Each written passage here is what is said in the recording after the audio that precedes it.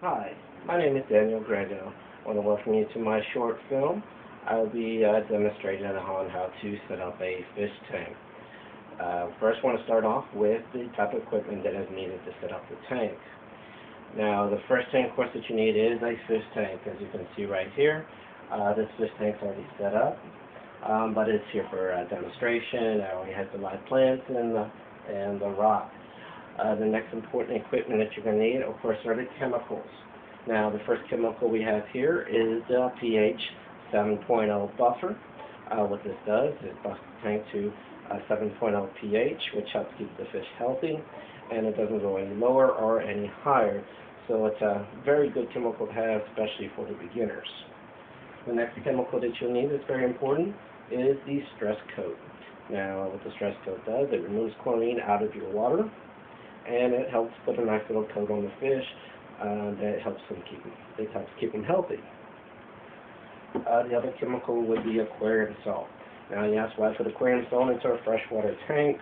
Well, what the aquarium salt does, it helps remove other bad bacteria out of the water, and if a fish is catching a disease, it helps them heal quicker and helps keep the fish alive.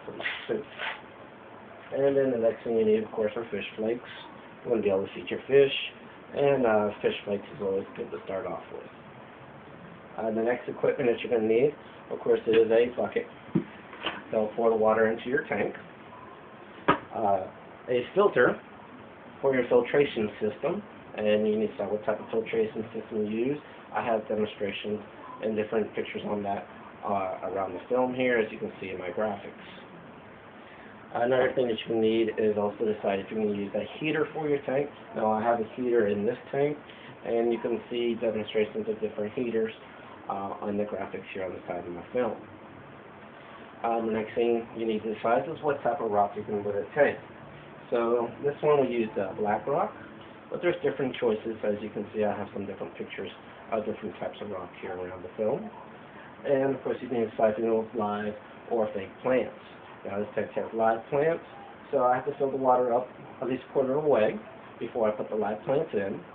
And of course, first I did the rock, rinsed the rock before it went in. And so you put the rock, fill the water up a quarter way, and then you put the live plants in and your decorations, and then you can put the rest of the water in. When you're pouring the water in, you want to make sure you're hitting at least one of the big rocks that don't move, or if you have space, you can put a bowl into the tank and use a little bowl to pour the water in. That way it displaces the water and doesn't displace your rock. Alright, so once you've got your tank filled up with water, you don't want to do it all the way, you just want to do a little towards the top. And then you place your heater in, put it at the right temperature.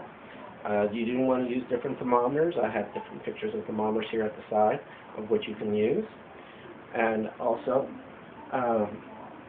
you would start up your filtration system, making sure it has water in the filtration system, to make sure everything goes good.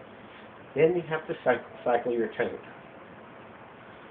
When you cycle your tank, that means you have to give it at least a couple days to build the bacteria in the tank. Giving it to 24 hours for a tank like this, or up to 3 days in bigger tanks. You can also use goldfish or guppies to help cycle the tank quicker, and there's also some chemicals out there that you can purchase. Let's see here. So once you got the tank all cycled and filled up, then you can decide what fish you're going to put in there.